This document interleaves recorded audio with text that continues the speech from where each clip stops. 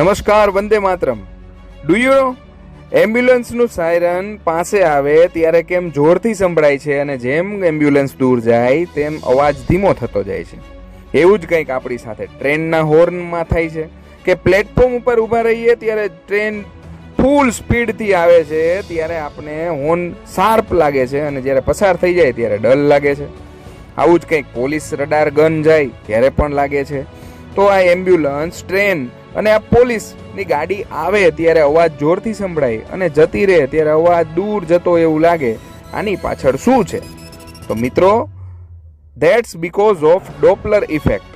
When source moves, sound frequency change for listener.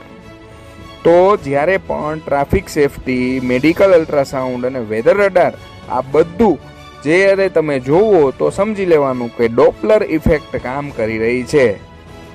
ફરીથી મળીશું